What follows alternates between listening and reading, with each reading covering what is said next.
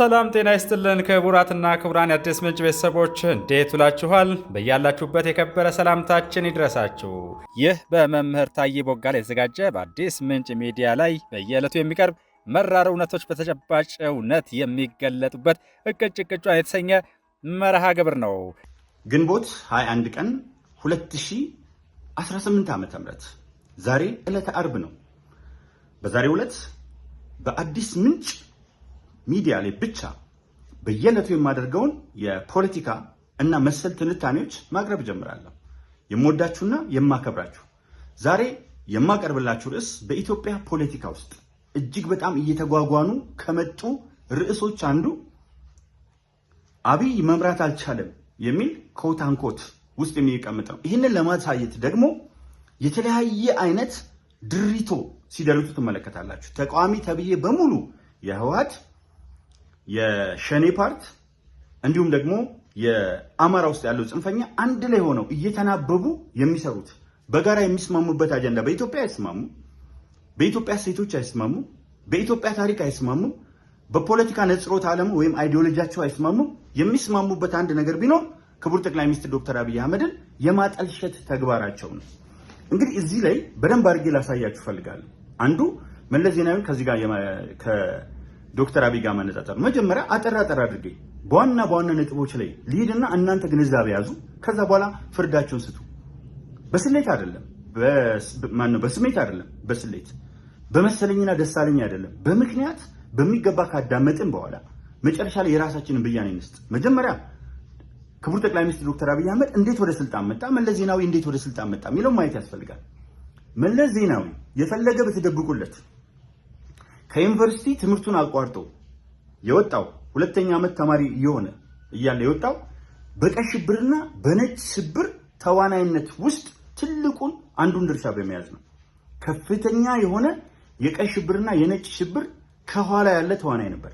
በእርግጥ የከተማ ትግል አያዋጣም ብሎ ወደ ጫካ ከፈረጠጡ ኃይሎች ከደርግ ከሸሹ ኃይሎች አንዱ ነው። ወጣቱን ማግደው ከዛ በኋላ መለስ ከመጀመሪያው ጀምሮ ሌሎችን በማጥፋት ላይ የተመሰረተ ፍልስፍና ነው ያለው። አንደኛ አብሮት ጫካ ገብቶ የነበረው ነገር ግን በተለየ መልኩ ይታገል የነበረው ኢህአፓን ጫካ ውስጥ ራሱ ሞኖፖሊ ለመያዝ አሲምባ ኢህአፓን በማስመታት መለስ ትልቅ ሚና አለ።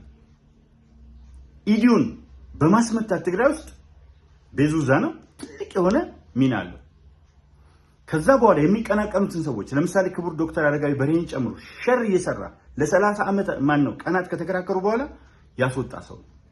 ከዛ ደግሞ መለስ ዜናዊ ከሻዕቢያ ከሱዳን ከግብፅና ጸረ ኢትዮጵያ ከሆኑ ኃይሎች ጋር ተባብሮ የተንቀሳቀሰ ሰው ነው። 27 ዓመት ለነበረው 17 ዓመት ለነበረው መራር መስዋዕትነት የኢትዮጵያን ሰራዊት የኢትዮጵያን ሕዝብ ዋጋ ያስከፈለው ትልቁ ሰው መለስ። ከዛ በኋላ ወደ ስልጣን ሲመጡ ካለው ጋር አሁን ያነጻጸርኩ መሄድ የምችለው መለስ ወደ ስልጣን ሲመጣ ምን አደረገ ያደረጋቸውን ነገሮች ክቡር ጠቅላይ ሚኒስትር ዶክተር አብይ አህመድ ካለው ጋር ደግሞ ያነጻጸርን እንሄዳለን።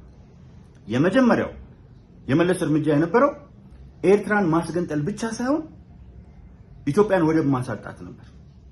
ወደብ አተን እንድንኖር በእቅድ ለሻዕቢያ እየሰራ የጥቅም ግጭት ግን አንዳንዴ እያጣላቸው ወደብ ያሳጣን የመጀመሪያው ሰው መለስ ዜናዊ ነው። በፍጥነት ለኤርትራ እውቅና በመስጠት ብቻ ሳይሆን በተባበሩት መንግስታት ድርጅት ላይ የተወሰነልን በጂኦግራፊም በህግም በታሪክም በዓለም አቀፍ ስምምነትም የኛ ሊሆን ይችል የነበረውን የአሰብን ወደብ ምጽዋን ጭምር ነው። ለነገሩ ግን ቢያንስ አሰብ ላይ እንቁም ብለን ነው እንጂ ምጽዋም የኛ ነው። እሱን ያሳጣን ሰው ነው። ወደ ስልጣን የመጣው ኢትዮጵያን በመከፋፈል ነው ብቻ ሳይሆን መለስ የተነሳው የትግራይ ሪፐብሊክ ብሎ በመገንጠል ላይ ነው።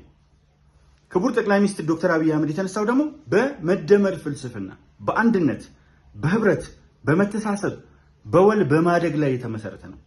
የመጀመሪያው ወደ ስልጣን መምጣታቸው መለስ የዩኒቨርሲቲ ተማሪ ብቻ ነበር። ክቡር ጠቅላይ ሚኒስትር ዶክተር አብይ አህመድ ግን ወታደር ነበር። ወታደራዊ መኮንን፣ የኢንሳ ኃላፊ፣ በኦሮሚያ የኢኮኖሚና የተለያዩ አብዮቶች ውስጥ ትልቅ ሚና የተጫወተ በተለያዩ ሁኔታ ውስጥ የህዝብን ትግል ተቀብሎ በሰላማዊ መንገድ ወደ ስልጣን የመጣ ነው። ያኛው በጠመንጃ ነው የመጣው፣ በጠብ መንጃ፣ ይሄኛው ደግሞ በሰላማዊ መንገድ ነው። ሰፊ የሆነ ልዩነት በሁለቱ መካከል አለ። ከዛ በኋላ በኢትዮጵያ ታሪክ አረዳድ ላይ ደግሞ መጀመሪያ ህዝብ ላይ ለምን አለ? ህዝብ ላይ ስንሄድ መለስ ዜናዊ ለሱ ህዝብ በተለያየ መንገድ የተፈረጀ ነው። ማንም ሰው ከእሱ ከሚከተለው አብዮታዊ ዲሞክራሲ ውጭ ያለው ኪራይ ሰብሳቢ ብቻ ሳይሆን ህዝብ እንደ ህዝብ ይሰደባል። በመለስ ዜናዊ ወርቅ ከሆነው የትግራይ ህዝብ መፈጠሪያ ያኮራኛል ካለ በኋላ አማራውን ትምክተኛና ነፍጠኛ ይለዋል። ኦሮሞን ጠባብ ይለዋል። ደቡቡን የስብዕና መሸርሸር ያለባቸው ይላቸዋል።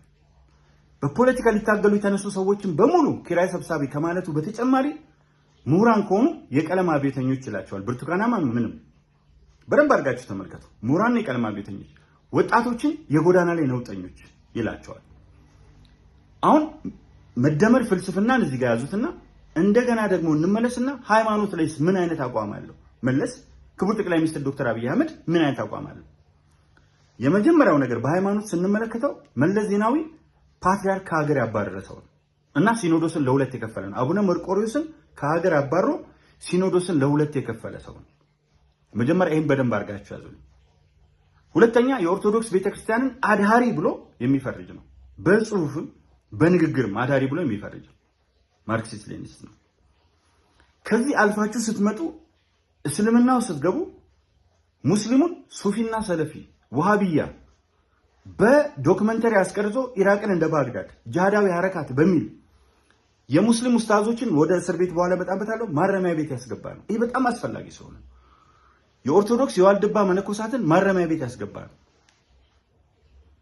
በደንብ አርጋችሁ ተመልከቱልኝ። ክቡር ጠቅላይ ሚኒስትር ዶክተር አብይ አህመድ ወደ ስልጣን ሲመጣ ግን አንደኛ ኢሬቻ ላይ 800 ሰው በእቅድ ህወሓቶች የገደሉትን ኢሬቻ እንዴት እንደሚከበር አይታችኋል። ይህንን መናገር አያስፈልገኝም።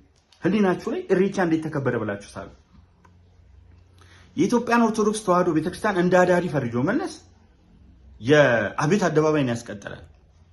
ክቡር ጠቅላይ ሚኒስትር ዶክተር አብይ አህመድ ሲመጣ ግን በክብርት ከንቲባው አማካይነት 8 ሚሊዮን ብር መድበው የመስቀልን በዓል አከበሩ። የአላፋት ዝማሬ ተከበረ።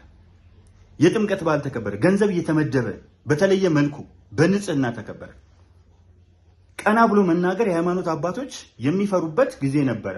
የመለስ ዘመን በደንብ አድርገን ልናየው ይገባል። መለስና አብይ ያለውን አሰብን ለመመለስ ዶክተር አብይ ሞከረ፣ ያኛው ደግሞ ሌላው ትልቁ በሁለቱ መካከል ያለው ልዩነት መለስ ዜናዊ የቲዮሪ የንድፈ ሐሳብ ሰው ነው። ንድፈ ሐሳብ አምጥቶ ያነበንብላቸዋል። ህዝብ ማለት ይሄ ነው፣ ሀገር ማለት ይሄ ነው ምናምን እያለ ማአት ቲዮሪ ያመጣል። ክቡር ጠቅላይ ሚኒስትር ዶክተር አብይ አህመድ ደግሞ የተግባር ሰው ነው። ንድፈ ሐሳብን በሚገባ ተገንዝቦ ንድፈ ሐሳብን አነብንቦ የሚያቆም ሳይሆን መሬት ላይ የሚያውል ነው። መለስ ከገበሬዎች ጋር ሄድና ያወራላቸዋል፣ ለገበሬዎች ያስቃቸዋል። ገበሬዎችን ወዳቸውን በሳቅ ሞልቷቸው ይመለሳል። ክቡር ጠቅላይ ሚኒስትር ዶክተር አብይ አህመድ ግን አርሶ አደርም ጋር ይሄድ፣ አርብቶ አደር ጋር መፍትሄ ይዞላቸው ነው የሚሄደው። ውሃ ይዞ ነው የሚሄደው። መስኖ፣ የፍራፍሬ ምርት፣ በጣም በርካታ ነገሮችን፣ የገጠር መኖሪያ ቤት፣ የገጠር መኖሪያ መንደር፣ እልፍ ነገሮች በግብርና ከፍተኛ ደረጃ መሄድ፣ በማዳበሪያ ፋብሪካ 100% በሀገር ውስጥ ይዞላቸው የሚሄደው ተግባርን ነው። መሬት ላይ የወረደ ተግባርን ነው። የፍራፍሬ ምርት አምራችና ሸማችን ማገናኘት። መለስ አምራችና ሸማችን ስለማገናኘት ይነግርህና በደላላ ተብትቦ በህዋት ደላላና በተለያዩ ደላሎች ሆዳም ከየብሔረሰብ በወጡ ደላሎች ሰንሰለቱን አጥቶ ገበያ ሳይፈጥር የሚያሰቃይ ነው። ገበሬውን መከራውን የሚያሳይ ነው፣ ፍዳውን የሚያሳይ ነው። ስለዚህ በሁለቱ መካከል መሰረታዊ ልዩነቶች አሉ። መለስ ስለ ትምህርት ፍልስፍና ይነግርህና የትምህርትን ጥራት እንጦርጦስ ይከተዋል። ክቡር ጠቅላይ ሚኒስትር ዶክተር አብይ አህመድ የትምህርትን ፍልስፍና ይነግርህና ትምህርት ቤቶች እንዴት እንደሚገነቡ የተሻለ የማስተማር ዘዴ እንዴት እንደሚኖር እየነገረ ይመጣል። መለስ ዜናዊ ስለ ጤና ይነግርህና ጤና ይነሳል። ክቡር ጠቅላይ ሚኒስትር ዶክተር አብይ አህመድ ደግሞ ስለ ጤና ይነግርህና ስለ መከላከልም ሆነ ስለ ማዳን ይነግርህና በኤአይ የሚታገዝ በምስራቅ አፍሪካ የመጀመሪያ የሆነውን ሆስፒታል ይገነባልሃል። በአንድ ጊዜ 30 የጤና ተቋማትን ያስመርቅልሃል። ቅድም እንዳነሳሁት የትምህርት ጥራት ላይ መለስ ያነሳልህና መምህራንን ተማሪዎችን ይገላቸዋል። ክቡር ጠቅላይ ሚኒስትር ዶክተር አብይ አህመድ ደግሞ ተማሪዎችን ሰብስቦ 9.5 ሚሊዮን ተማሪዎችን ይመግባል። መለስ ረሃብ ጠላታችን ነው ይልና ረሃብን አዝሎ ይቀመጣል። ስለ ጠላትነቱ ግን በደንብ ይተነትንልናል። ክቡር ጠቅላይ ሚኒስትር ዶክተር አብይ አህመድ ደግሞ የሥራ ዕድል 19000 ፕሮጀክት በአዲስ አበባ ብቻ አስመርቆ 70 ከተሞችን ስማርት አድርጎ ገጠሮችን ቀይሮ ያሳያል።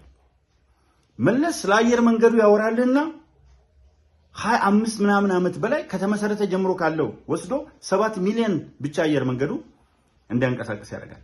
ክቡር ጠቅላይ ሚኒስትር ዶክተር አብይ አህመድ ግን 25 ሚሊዮን አድርሶ በተግባር 100 ሚሊዮን ለማድረስ ደግሞ መሬት ላይ አየር መንገድ ገንብቶ ቢሾፍቱ ላይ ያሳያል። ጀምሮ ያሳያል። መሰረት ድንጋይ ጥሎ ደግሞ ያልጨረሰው የለም። መለስ በየቦታው ላይ ድንጋይ ይጥላል፣ የመሰረት ድንጋይ። ከዛ 10% ተጠናቀቅ 15 መከነ ሲል ክቡር ጠቅላይ ሚኒስትር ዶክተር አብይ አህመድ ግን የጀመረውን በሙሉ ይጨርሳል። ወደ ታች ወደ ቤተሰብ ፍልስፍና ልምጣ። ወደ ቤተሰብ ፍልስፍና መለስ ስለ ሚስቱ ሲናገር ምን ይላል? ሚስቴ እኮ መሳሪያ እሳት የሚተፋ መሳሪያ ስለያዘች መብቷን በዚህ መንገድ ታስከብራለች ብሎ ወጣቱን ያስቃል። ከሚስቱ ጋር ሆኖ ግን የቆሸሸ ቤተመንግስት ውስጥ ይኖራል። የቆሸሸ ቤተመንግስት እየኖረ በወር የማገኘው 4500 ብር ብቻ ነው እያስባለ ራሱም ጭምር ይህን እያወራ በተጨባጭ ግን አዜብ መስፍን አንድ የህዳሴ ግድብ የሚያክል ገንዘብ ትዘርፋለች። ክቡር ጠቅላይ ሚኒስትሩ ግን ባለቤቱ እሱ በጻፉ የመደመር መጽሐፍ 29 ትምህርት ቤቶችን ከማሰራተው በላይ አሁን ገዳ አይታችኋል፣ የባህል ማዕከል፣ ሌሎችም በርካታ ነገሮች ታሰራለች። በቀን 100,000 ዳቦዎች ይመረታሉ። ታላላቅ ፕሮጀክቶችን ትከታተላለች።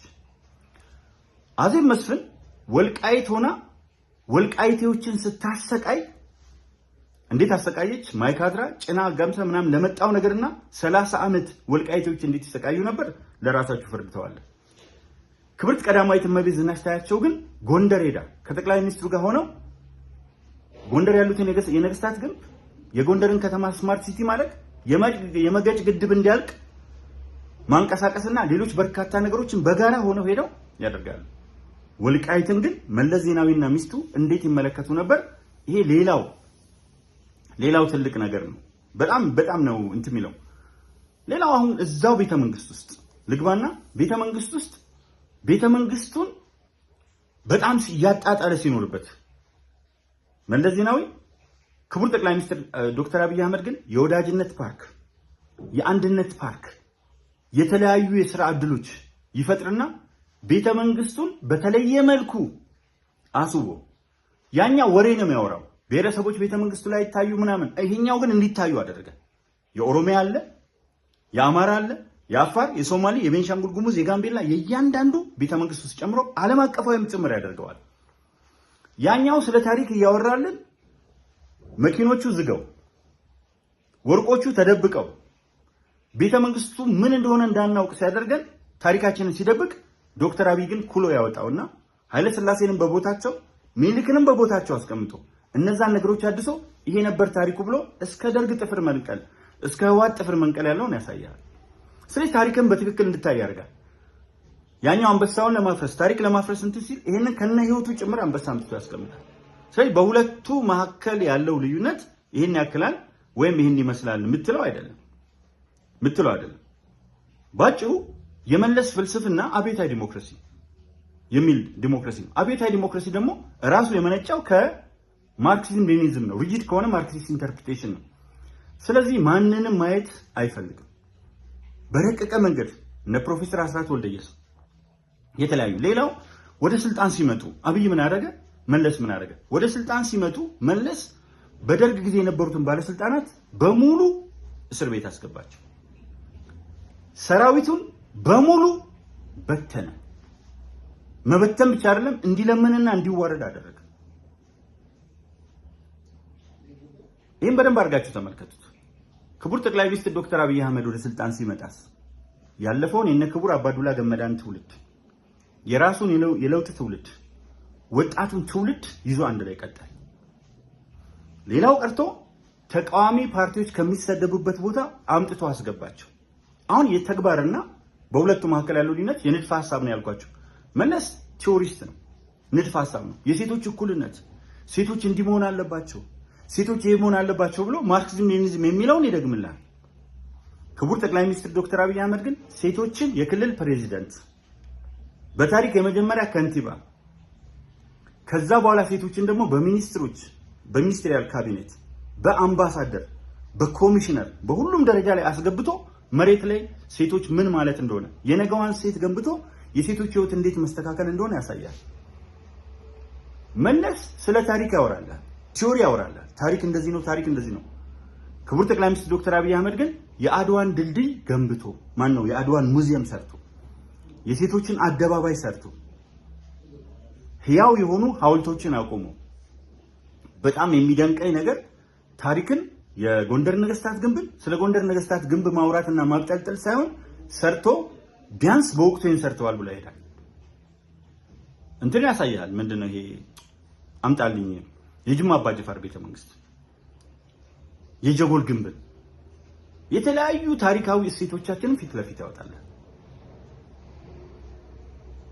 መለስ ስለ ባህል እኩልነት ያወራና ኢሬቻ ውስጥ ይገላል። ባህል ምን እንደሆነ አታዩ። ጊፋታ ምን እንደሆነ አታዩ። ጫምባላላ ምን እንደሆነ አታዩ።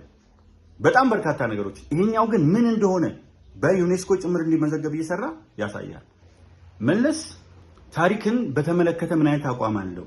ክቡር ጠቅላይ ሚኒስትር ዶክተር አብይ አህመድስ የሚለውን ነገር እንመልከት። መለስ ታሪክ በሙሉ እንዲጠለሽ፣ ታሪክ በሙሉ እንዲፈርስ ነው የሚያደርገው ከመነሻው ጀምሮ።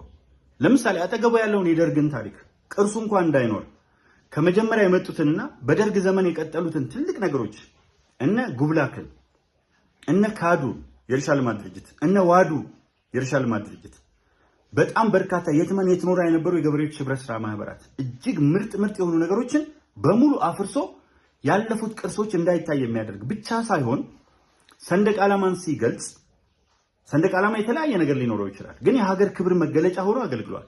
ዩናይትድ ኔሽንስ ውስጥ ገብተንበታል በ1945። ከሱ ቀደም ብሎ ሊግ ኦፍ ኔሽንስ 1923 ገብተንበታል። 1955 የገለልተኛ ሀገሮች እንቅስቃሴ ገብተንበታል። 1963 የአፍሪካ ህብረት ውስጥ ቆሟል። ይሄ ሁሉ እያለ እሱ ግን ጨርቅ ብሎ ያሳንሰዋል። ከጨርቁ በስተጀርባ አይባልም ሲጀመር ከጨርቁ በስተጀርባ የሚል እንደገና የፈለገውን ጥላቸው ኃይለ ሥላሴ የኃይለ ሥላሴ ሐውልት የግርማዊ ቀዳማዊ አፄ ኃይለ ሥላሴ ሐውልት አፍሪካ ህብረት ውስጥ ሊቆም ሲታሰብ አይሆንም ህዝብ ይከፋል ብሎ የአፄ ኃይለ ሥላሴ ሐውልት እንዳይቆም ያደረገ። ክቡር ጠቅላይ ሚኒስትር ዶክተር አብይ አህመድ ደግሞ ሐውልቱ ይቁም ምንም ችግር የለም፣ ሐውልቱ የሚቆመው ኃይለ ሥላሴ መልካም ስራ ሰሩ ተብሎ ሳይሆን ሐውልቱ የሚቆመው ለአፍሪካ አንድነት ድርጅት በከፈሉት ዋጋ ነው። ስለዚህ አፍሪካ አንድነት ድርጅት ግቢ የኤምባሲ ግቢ ነው።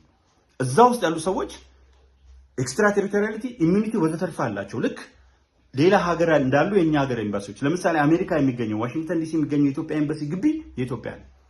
የአፍሪካ አንድነት ድርጅት ግቢ የአፍሪካውያን በጋራ የሚወስኑበት፣ በጋራ የሚሰበሰቡበት፣ እነሱ የሚያዙበት፣ አመራሩን ከአፍሪካዎች የሚወጣበት ነው። እሱ ውስጥ ግን እንዳይቆም ተከላክሎ ነበር። ምክንያቱም ምንም አይነት የባለፈው ትሬስ እንዲኖር አይፈልግም። ክቡር ጠቅላይ ሚኒስትር ዶክተር አብይ አህመድ ግን ለሰሩት ጥበብ ለዚህ አመሰግናለሁ። ስህተቶቻቸው ደግሞ በውይይት ይሄዳሉ፣ በውይይት ይፈታሉ። እያንዳንዱ ነገር መለስ የሚፈታው በጉልበት ነው፣ በአጋዚ ነው፣ በመረሸን ነው። የኢትዮጵያ መምህራን ማህበር ዋና ጸሐፊ አጋዚ ረሸነ። ሌላ ቀርቶ ኦነግ ሰፊ ትግል አድርጎ መጥቷል። ሰፊ ትግል አድርጎ የመጣውን ኦነግንም ሙሉ በሙሉ ረሸናቸው። ካምፕ ውስጥ አስገብቶ በትህትና ሰራዊት ናቸው፣ በጣም ታግለዋል፣ ከፍተኛ መስዋዕትነት ከፍለዋል። ጥያቄ እየጠየቁ እዚህ ጋር ሲሰበሰቡ እነሱን እዛ ውስጥ አስገብቶ ሙሉ ኢንሰርክል እንዲሆኑ አድርጎ የኦነግ ሰዎችን በልቷቸዋል። በርካቶችን በመርዝ አጥፍተዋል። ከነ ፕሮፌሰር አስራት ወልደየስ ጀምሮ አስፈላጊ ከሆነ 30 ዓመት ሙሉ ስለ ነፃነት እያወራ ወልቃይት፣ ጠገዴ፣ ሰቲት ሁመራና ራያ የሚጠይቁት ጥያቄ አለመመለስ አይደለም እነ መርጌታ አግማስ እንዲጠፉ እስካሁን እህም ጥግቡ ስምጥ አይታወቅም እንዲጠፉ ወልቃይት፣ ጠገዴ፣ ሰቲት ሁመራ በራሳቸው ቋንቋ እንኳን እንዳይማሩ ኦሮሚያ መተን እኮ በአማርኛ ቋንቋ ብቻ ትምህርት ቤት የሚሰጥባቸው ትምህርት ቤቶች አሉ። ዛሬም በአማርኛ ቋንቋ ብቻ የፈለገው አማርኛ ቋንቋ ውስጥ ያስተምራል፣ ኦሮምኛን እንደ አንድ ቋንቋ። በኦሮምኛ ትምህርት ቤቶች በኦሮምኛ ያስተምራል፣ አማርኛ እንደ አንድ ቋንቋ። እዛ ግን አማራንን እያሉ የታገሉ በአማርኛ ማልቀስ የከለከለ ነው መለስ ዜናዊ። ሳያውቀው ነው አያውቀው። በአማርኛ ማልቀስ ተከልክሎ ሂዱ ቃብቲያ ወልቃይት ጠገዴ ሰቲት ሁመራ አካባቢ ሂዱና ተመልከቱ። ልጆቹ አማርኛ ቋንቋ ቤተሰቦቻቸው በሙሉ አማራ ናቸው፣ በእናትም በአባትም። አማርኛ ቋንቋ ግን አይችሉም። በአይኔ ነው ሄጄ የተመለከትኩት። እናቴ እናቴ ብለው ማልቀስ አይችሉም። አዳይ አዳይ ነው የሚሉት። እና በየትኛው መንገድ ነው ስለመለስ ትልቅነት የምታወሩልኝ? በታሪክ ነው? የአድዋ ሙዚየምን ስለሰራ ነው? የጎንደር ነገስታት ግንብን ስላስተካከለ ነው? የሐረር ጀጎል ግንብን ስለሰራ ነው? የጅማ አባጅፋርን ስለሰራ ነው? የገዳ ስርዓትን እንዲጎላ ስላደረገ ነው? ባህል እንዲያድግ አድርጎ ኢሬቻ እንዲከበር ስላደረገ ነው? ወይስ ኢሬቻው ሰው ስለተከተተ? በየትኛው ነው የምትነግሩን? ሌላ ስለ ሰላም ታወሩልኛላችሁ። ክቡር ጠቅላይ ሚኒስትር ዶክተር አብይ አህመድ ከመጣ ወዲህ ሰላም የጠፋው መለስ በተከለው መርዝ ነው ብቻ ሳይሆን ሰላም ያጣው ማን ነው? 1 ሚሊዮን በላይ ኦሮሞ ከሶማሌ ክልል ሲፈናቀል ለእናንተ ምንድነው? ሰላም ነው። የት ጋር ነው ሰላም የጠፋው? ቤንሻንጉል ጉሙዝ ያ ሁሉ ሰው ሲጨፈጨፍ ሰላም ነበር? አሁን ነው ሰላም ያገኘው። ጋምቤላ ጭራሽ ከሱዳን የመጡ የሙርሌ ጎሳዎች ልጆችን ጭምር ዜጋ አይደለም በጋምቤላ ሎቄ ጥያቄ ስለጠየቀ የተገደለው 30 ሲዳማ የተረሸነው እንትን አይደለም። ሞያሌ ውስጥ የመብት ጥያቄ ስላነሱ ብቻ ቦረናዎች በዚህ አጋጣሚ ትይዙኛላችሁ። በአደባባይ በጠራራ ፀሐይ 7 ሰዓት ላይ ኦነግ ስለገባ ነው ብሎ ከትምህርት ቤት ዳይሬክተር ከሱቅ ሰዎች ከተለያዩ የሚንቀሳቀሱ ንጹሃንን አልጨፈጨፈና ማታ ኦነግ ገባ ተብለን ነው ብሎ በቴሌቪዥን አልገለጸም? በአጋዚ አስረሽኑ እናንሳ ደምቢዶሎ እናት ልጇ አስከሬን ላይ ቁጭ ብላ እንድትዘፈን የተደረገው አስከሬን ላይ እናንሳው አርቲስት ኤቢሳ አዱኛ ከመኪና ኋላ ከነ ህይወቱ የተጎተተው እናንሳው አሰፋ ማሩ ኢትዮጵያ መምህራን ማህበር ሁለተኛ ሰው ከፕሬዚዳንቱ ቀጥሎ ዋና ጸሐፊው በጠራራ ፀሐይ በአዲስ አበባ የተገደለው እናንሳ እነከፍ ያለው ማረሚያ ቤት እግራቸው ተቆርጦ የወጣው እናስገለ እዚህ ጋር እየረገጡ ደም አስተፍተው የገደሏቸው ማረሚያ ቤት በፒንሳ ጥፍሮ የተነቀለው ሃይላንድ የተነጠለበትን አፋቸው ላይ የተሸናባቸውን እናንሳ እንዴ በጣም በርካታ የሆኑ ነውሮችን። አሁን ላይ ግን ማን ይበጠብጣል? ህወሓት ከማን አጀንዳ ተቀብላ ከመላው የተለያዩ ለምን ለስልጣን ቀቢዛ ተስፋ ለምን ለመዝረፍ በምንም ተአምር ለትግራይ ህዝብ እነዚህ ሰዎች መርገምት ናቸው። ተመልከቱ ምን ያህል ጨካኝ እንደሆኑ የምትመለከቱት። 3 ዙር ተመተው 3 ዙር የትግራይን ወጣት በከፍተኛ ደረጃ ህይወቱን እንዲያጣ ሌላውም ኢትዮጵያ እንዲያጣ አድርገው እንደገና አሁን ደግሞ የተረፈውን ያን ጊዜ በጦርነቱ 13 ዓመት የነበረ ልጅ አሁን 18 ሆነ፣ 12 የነበረ አሁን 17 ሆነ። ስለዚህ መልሰን እነዚህን ደግሞ አጥፍተን ትውልድ ይጥፋኛ ብለው እነሱ በጭካኔ በኤክስካቬተር ምሽግ አስቆፍረው ገብተው በኤክስካቬተር ወርቅ እየቆፈሩ አሁንም ከሻዕቢያ ጋር አሁንም ከጽምዶ ከሚባለውና ከዚህ ከሱዳን ከሻዕቢያ ተመልከቱ ከጠላት ጋር ሆነው መንግስትን ለመውጋት የሚያስቡ ምን ለማድረግ መተው ኢትዮጵያን ሰላም ላይ ያደርጉ። አሁን ከሱዳን የመጣ ከሻዕቢያ የመጣ አይታችኋል። ገብተው ሻዕቢያዎች እዚህ ጋር እንዴት አድርገው ጎተራ ያለውን ጥይት ኢትዮጵያ እንዳይኖራት እንዳፈነዱት ሻዕቢያዎች ናቸው። ሞጆ ላይ የነበረውን ከፍተኛ የጠመንጃና የተለያዩ ፈንጂዎች እንዴት እንዳቃጠሉት እንዴት አድርገው ኢትዮጵያን ጎርተዋት እንደወጡ ሻዕቢያዎች ሲመጡ አዲስ አበባ አብረው ነበር የገቡት ከህወሓት ጋር። ይህን መንክደው አይደለም ስንትና ስንት ነገር አፈራርሰው በጭካኔ በየአደባባዩ ሰው ረሽነው የሄዱበትን ሁኔታ ማየት ትችላላችሁ። ስለዚህ በየትኛው ሁኔታ ነው ሁለቱም የሚነጻጸሩት? በምንድን ነው የሚነጻጸሩት? በሴቶች እኩልነት አይገናኙም፣ በወጣቶች አይገናኙም። የጎዳና ላይ ነውጠኞች እያለ በአደባባይ ላይ የሚያሰቃያቸው ነው። በየትኛው ነው የሚገናኙት? አሁን ያለው መከፋፈላችንንስ የሰራው ማን ነው? አሁን ክቡር ጠቅላይ ሚኒስትር ዶክተር አብይ አህመድ ምን እያለ ነው? ሰንደቅ ዓላማ ይሁን ጨርቅ አላለም። ሰንደቅ ዓላማው ላይ ያለው አርማ ምን ይሁን ንጹህ ይሁን ምን ይሁን በምክክር ይወሰን። ከምክክር አልፎ በህጋዊና ዴሞክራሲያዊ መንገድ በሪፈረንደም ሰው የሚፈልገውን ያደርግ። የትኛውም ርዕስ በምክክር በሰላም ሚኒስተር በሰላም ይለቅ። ተመልከቱ፣ ብዙ የሰደቡትን ሰዎች አምጥቶ አስገብቶ መለስን ሰድበው ምን እንደምትሆን ታውቃለህ። ቤተሰብ ፈልጎ ያገኘ አብሮ ያፈልጋል። ይሄ በጣም የሚያሳዝነኝ ነው። ሌላው 1990 ዓመተ ምህረት የሻዕቢያ ለኮሰው ጦርነት ነበር። የአይደር ትምህርት ቤት ህፃናት የተጨፈጨፉበት ባድመ ለኛ ተወሰነ ብሎ ጮቤ አስረግጦ አሳልፈው የሰጡበት አይነት ሁኔታ አለ። ይሄን በደንብ አድርጋችሁ ትመለከታላችሁ። ሌላው ክፍል መለስ ዜናዊ አሁን ተመልሶ ስልጣን ላይ እንደው ከሞት ተነስቶ መጥቶ ስልጣን ላይ ቢቀመጥ ዩጋንዳ የተቀመጡት ሰዎች፣ አውሮፓ ያሉ ሰላማዊ ሰልፍ ድሮ በመለስ ላይ ያደርጉ የነበሩ ሰዎች፣ ዲሲ ድሮ በመለስ ላይ ሰልፍ ያደርጉ የነበሩ ሰዎችና ይቃወሙት የነበሩ ሰዎች አሁን መለስ ተመልሶ ቢመጣ ምን ይሉት ነበር የሚለው ላይ እናምጣ። አሁን ክቡር ጠቅላይ ሚኒስትር ዶክተር አብይ አህመድን መለስ ስለሞተ አይነሳም፣ ታሪኩን በሚፈለጉት ደረጃ አበላሽተዋል፣ እውነተኛ ታሪኩን ከትበውለታል፣ ሰድበው አስደንግጠውታል፣ ብዙ አድርገውታል።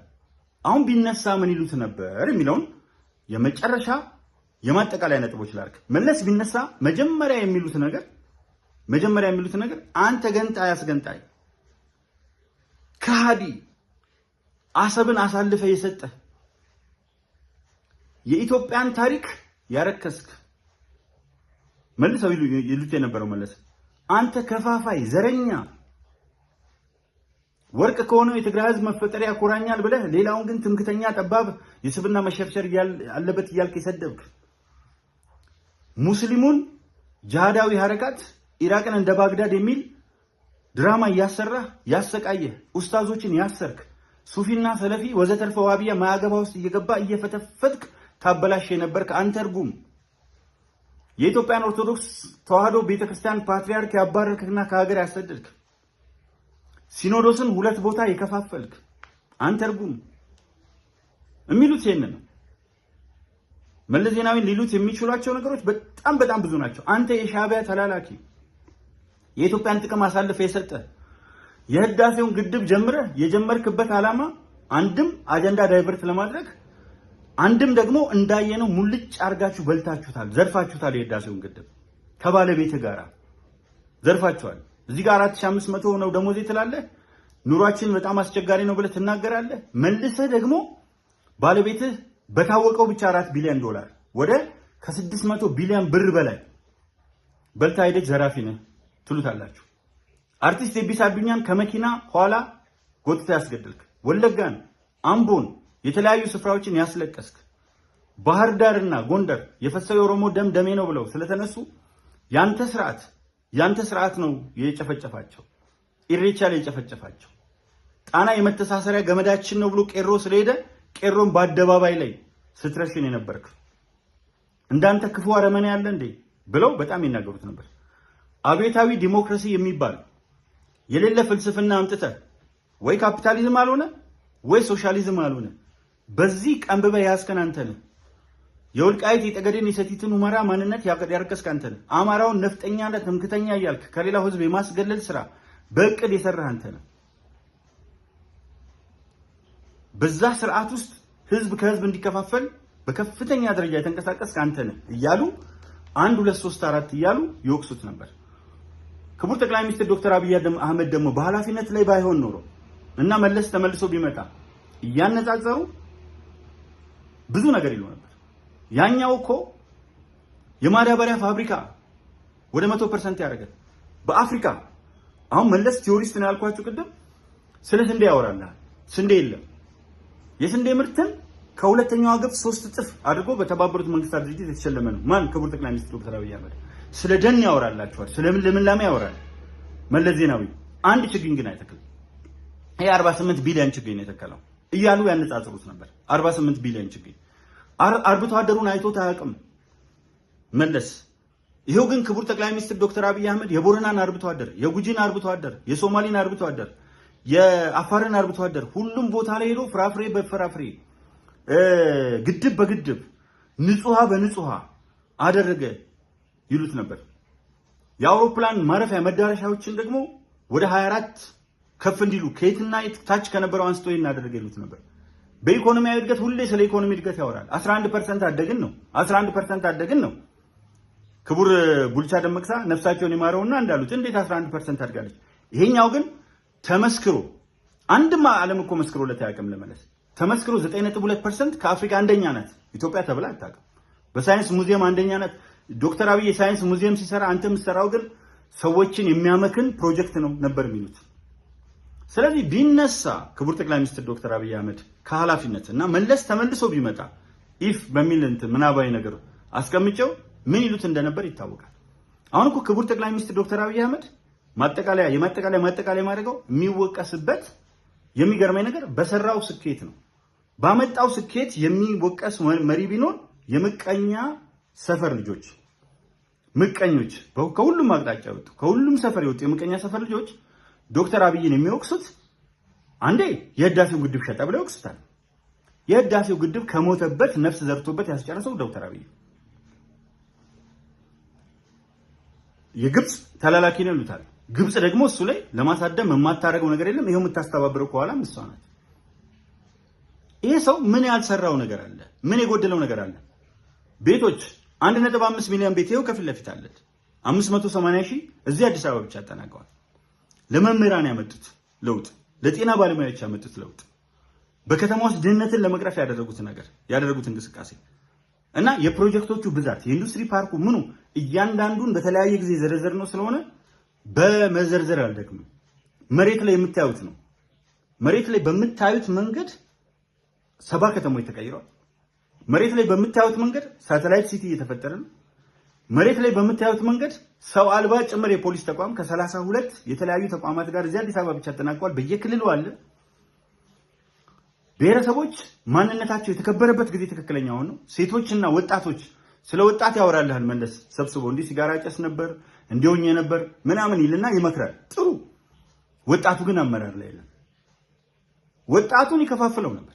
ፎረም ሊግ ማህበር ብሎ ሶስቱ እርስ በርሳቸው እንዲያዙ ሴቶችን ፎረም ሊግ ማህበር ብሎ ይሄ ስለ አንድነት፣ ስለ ህብረት፣ ስለ መደመር፣ ስለ ስንዴ ነዶ፣ ስለ እንትን ያልኩ አይደለም ምርጫ ግን እዚህ ጋር ያለው ፍልስፍና በሙሉ መደመር ነው። ይሄ ሰውዬ ከቤቱ ከቤተ መንግስት ከከተማ እስከ ገጠር ክቡር ጠቅላይ ሚኒስትር ዶክተር አብይ አህመድ ለውጥ አምጥቷል።